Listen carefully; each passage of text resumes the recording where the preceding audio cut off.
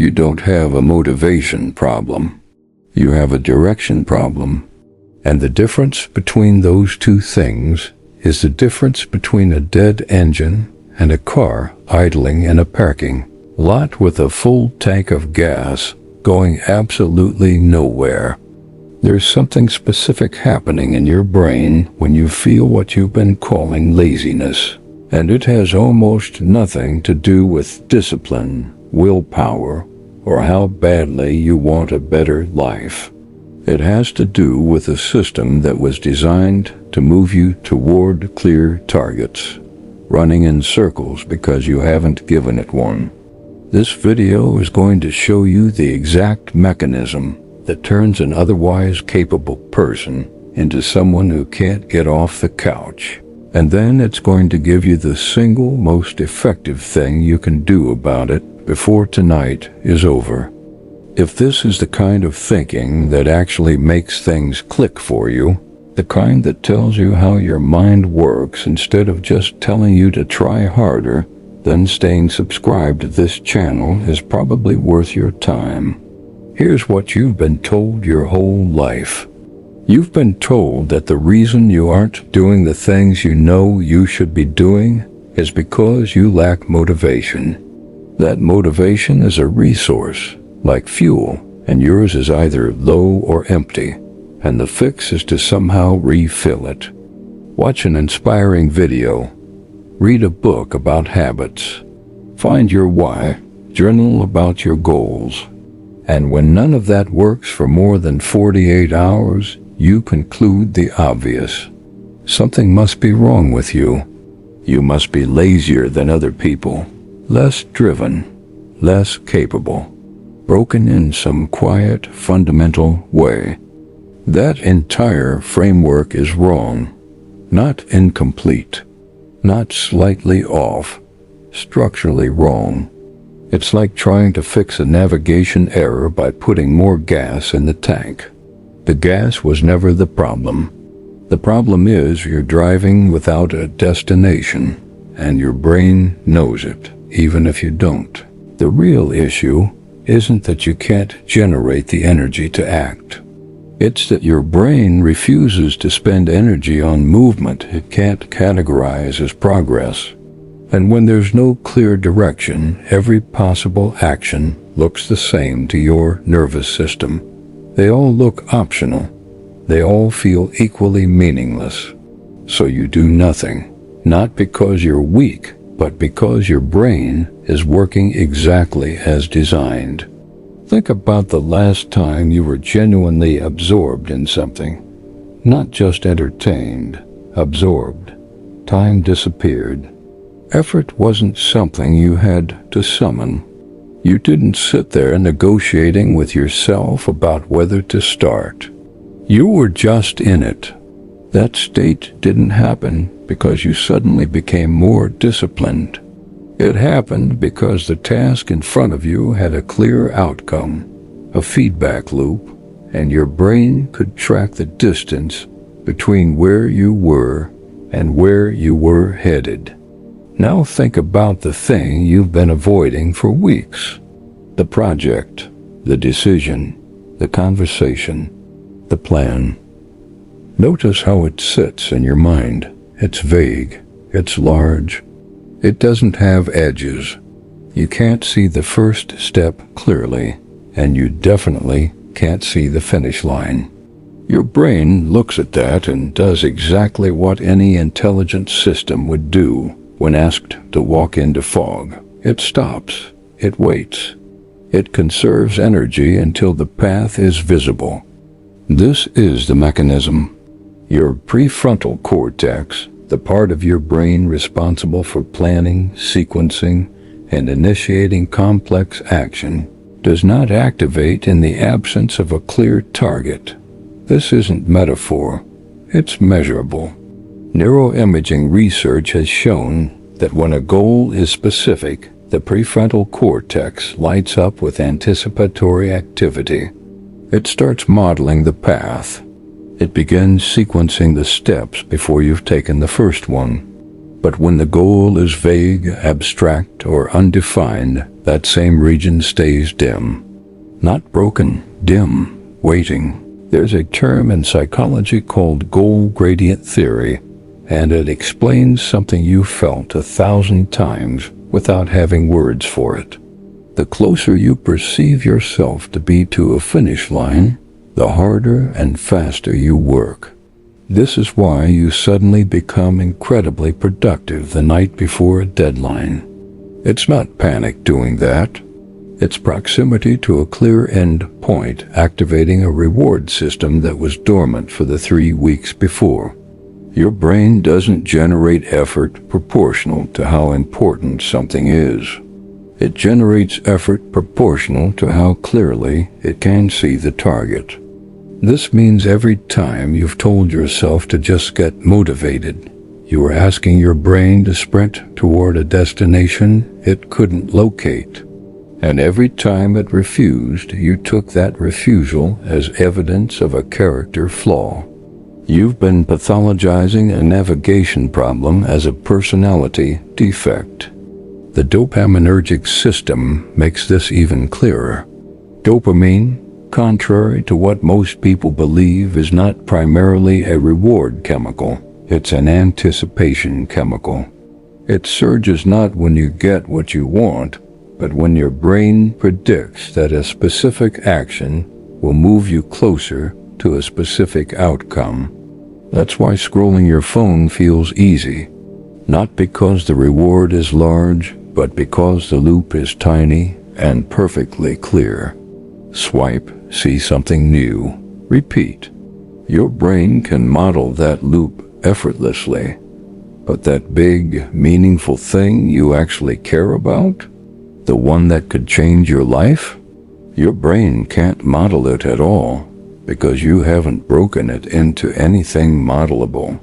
So it gives you no dopamine for it, no pull, no anticipation, nothing. Seneca said something about this 2,000 years before anyone mapped a dopamine pathway. He wrote, "If a man knows not to which port he sails, no wind is favorable." He wasn't being poetic. He was describing the same mechanism, not the absence of wind, the absence of a port. The energy is there. The wind is blowing. But without a direction to sail, the wind is just noise. That's what your motivation feels like right now. Not gone, wasted, scattered into every direction at once, which is the same thing as no direction at all. And here's what makes this particularly cruel. The less direction you have, the more you consume content about direction. You watch videos about productivity. You read about purpose. You save articles about finding your passion. And every piece of content gives you a temporary feeling of clarity, a brief hit of something that feels like progress, but by morning, it's gone. Because consuming insight about direction is not the same as choosing one. Your brain knows the difference even when you don't. So let's look at where you actually are right now. And let's be honest about it. Not harsh, honest. There are 2 traps, and most people reading this are caught in one of them. The first trap is the infinite research loop. This is where you convince yourself that you can't start because you haven't figured out the right thing to start on yet. So you keep thinking, keep evaluating, keep comparing options. You tell yourself this is being strategic. It's not. It's avoidance wearing the mask of analysis. From the inside, it feels like due diligence. From the outside, it's someone standing in front of 40 doors, examining the handles, never turning one. The second trap is scattered action. This is where you do start things, lots of things, but you abandon them before they produce any real result. A new project every month, a new system every week. You feel busy, you feel like you're trying, but nothing compounds because nothing gets enough sustained attention to actually become anything. From the inside, this feels like flexibility, like you're exploring. From the outside, it's someone digging 21-foot holes instead of one 20-foot hole. Both traps feel like you're doing something. That's what makes them traps. The first one feels like preparation. The second one feels like effort. But neither one is direction. The narrow path between them is this.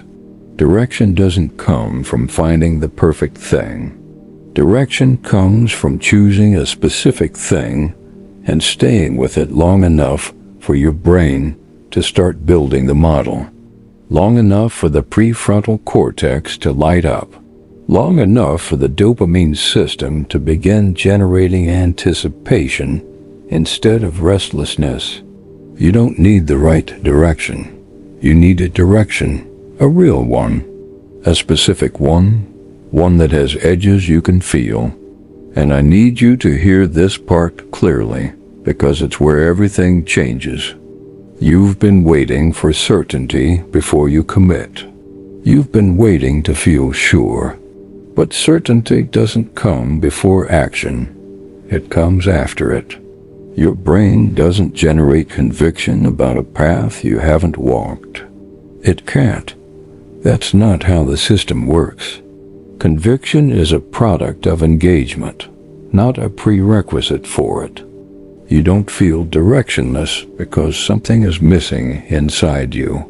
You feel directionless because you haven't given your brain a target specific enough to activate the system that creates direction. That's it. That's the whole problem. And that means the fix is smaller than you think. Here's the move. Tonight, before you sleep, you're going to write down one sentence. One, not a vision board. Not a 5-year plan. Not a list of 27 goals. One sentence that completes this phrase. For the next 30 days, I'm going to do this one specific thing, and this is how I'll know if I did it today. That sentence needs to be specific enough that a stranger could verify whether you did it or not. Work on my health isn't specific. Walk for 20 minutes before 9 a.m. is. Build my business isn't specific. Write 500 words of content between 7 and 8 p.m. is.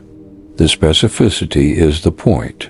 The specificity is the mechanism. When you give your brain a target that's clear with a time frame that contained, something shifts. The prefrontal cortex has something to model. The dopamine system has something to anticipate. The fog lifts, not because you found your purpose, but because you gave your brain a port to sail toward. You're not committing to this thing forever. You're committing to it for 30 days. That constraint matters. It removes the pressure of needing this to be the thing. It lets it be a thing. And 30 days is long enough for the goal gradient effect to activate. Long enough for momentum to build. Long enough for you to actually feel the difference between having a direction and drifting. Do it tonight, not tomorrow, tonight. Write the sentence. Put it where you'll see it in the morning. And when you wake up, don't negotiate. Don't evaluate. Don't decide if you feel like it. Just do the thing you said you'd do. One day, then another, then another. The feeling of motivation you've been waiting for will show up about a week in, not because something mystical happened, but because your brain finally has a clear enough model to generate anticipation. You'll feel the pull. You'll feel it. Here's what nobody tells you about direction. It doesn't arrive. It's chosen. And it's rarely chosen once. It's chosen again every morning in the smallest possible action, in the most boring possible way. The people who seem like they have it figured out didn't find some answer you haven't found. They just picked something. They picked something and stayed with it past the point where it stopped feeling exciting and started feeling like work. and then passed that into the territory where it started feeling like theirs. You aren't behind. You aren't broken. You aren't missing some essential quality that other people were given and you weren't. You're a perfectly functional system waiting for an input specific enough to run on. Give it one tonight and watch what your mind does when it finally has somewhere to go